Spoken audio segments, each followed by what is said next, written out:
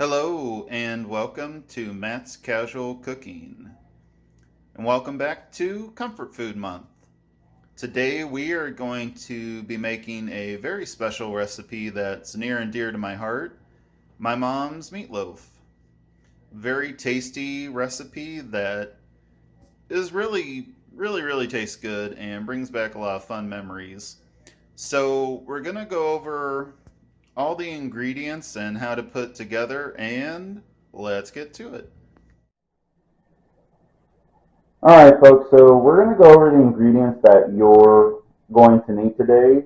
Now for starters, you're going to need 2 pounds of ground beef. Now you could do ground turkey on this if you like. I wouldn't use like a ground sausage, but probably beef or turkey. Now on that though, you're going to want it to be pretty lean, probably at least like a 85-15 mix and up, because while we're cooking this, we don't want a lot of fat just kind of sitting at the bottom of the pan or anything like that, because it's not going to make a good meatloaf.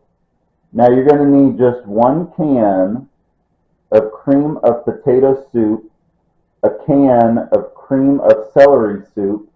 You're going to need 1 tube of crackers, and you're going to want to crush those. Now you don't have to crush them until they're very fine, but you do want to crush them where they're kind of just like a smaller size. Now, if you don't want to use crackers and you want to use breadcrumbs, you probably want to use about a cup and a half of breadcrumbs instead of crackers.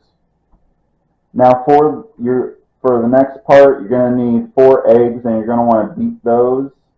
You're going to need 1 teaspoon of salt, a 1/4 teaspoon of pepper, and a teaspoon of garlic powder. And you're also going to need a can of mushrooms, and you're going to want to drain them. And if your mushrooms aren't diced up, you are going to want to put them on a cutting board, and you're going to want to just dice them up into smaller pieces. And you're also going to want a cup of onions, and you're going to want to chop those. Now, if you're using frozen onions, you want to sit those out until they are at room temperature. We don't want cold onions in this. That will not make it as good. So we're going to go over the next step and how to start putting everything together, and I will see you then. Alright, so you can see right now I've got the eggs beaten already, and all we're going to do is you're going to add your spices, and then we're going to add the cream of potato and the cream of celery to this, and we're just going to initially beat these 4 ingredients together. Now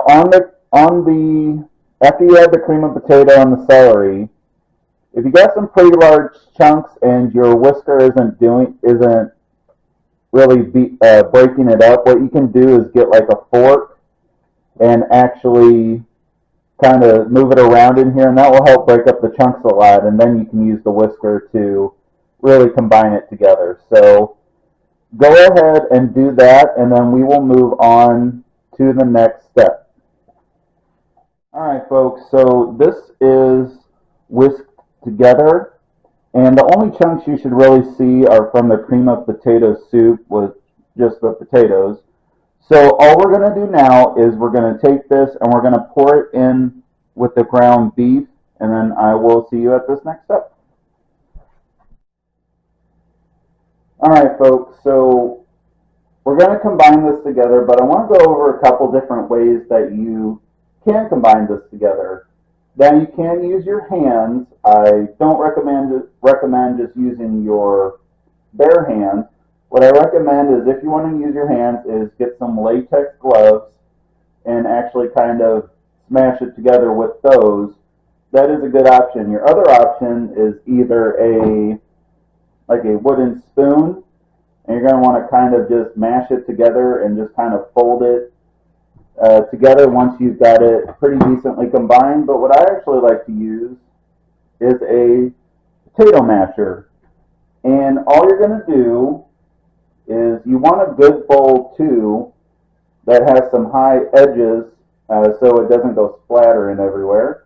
Is just take your potato masher, press down, and while you're doing it, just kind of rotate the bowl over or around, and this will really help you kind of combine it together. So go ahead and do that, and then once you feel like it's pretty well combined, we're going to go ahead and move on to the next step. So I will see you then.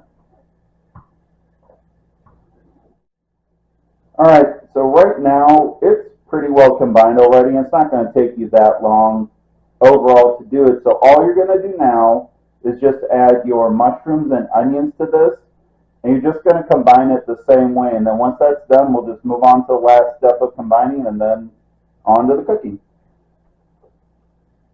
All right, folks, so for the last part, just go ahead and add your crackers or your breadcrumbs for the last step and just combine the same way. So then once that's done, we're going to go over a couple different ways that you can cook this in the oven. So I will see you then.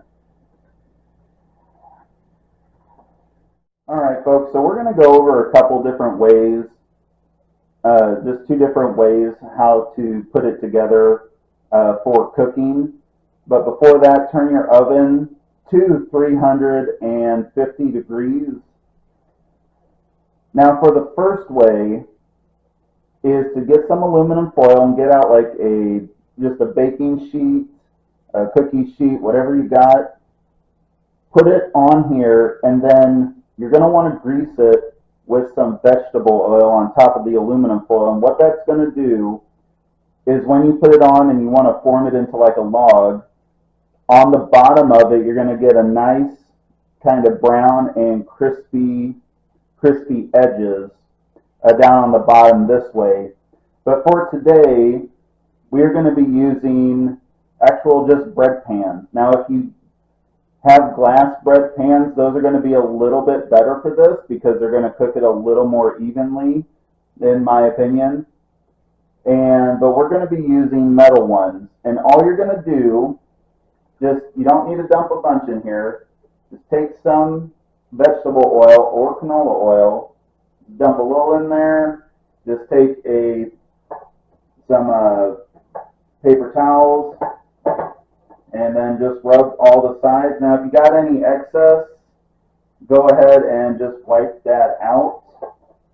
And then you can take some of that and actually use it on the next one. Now for these, just go ahead and scoop them. You don't have to scoop all the way to the top. Just do like a scoop here, until they're as full as they can be.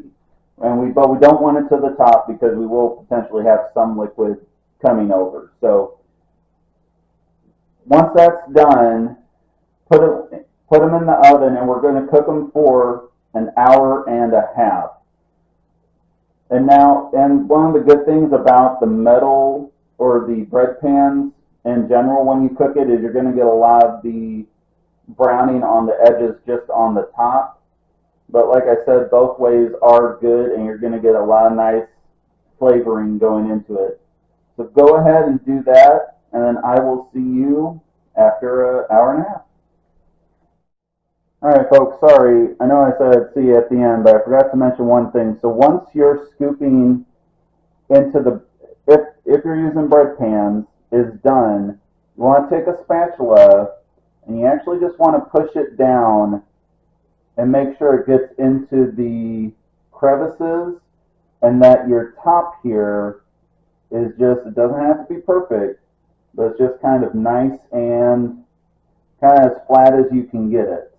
So you just want to kind of push it down. You don't want it just spiking up in weird places. We're trying to get one kind of solid piece. So do that, and then I will then see you after the hour and a half. So see you then. All right, folks, so it's been an hour and a half, and you can see around the edges here, like I was talking about, you've got a nice little browning on the edges, and it's going to give you a lot of nice extra little crunch and flavoring on top.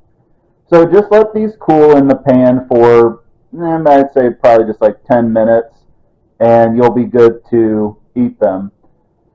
So if you enjoyed making this recipe today, like, subscribe, share the video. Please leave a comment below, and if you've made it, please let me know what you think of it. I really love this recipe. It's very tasty. So I want to thank you for watching, and I will see you next week for Comfort Food Month. So take care.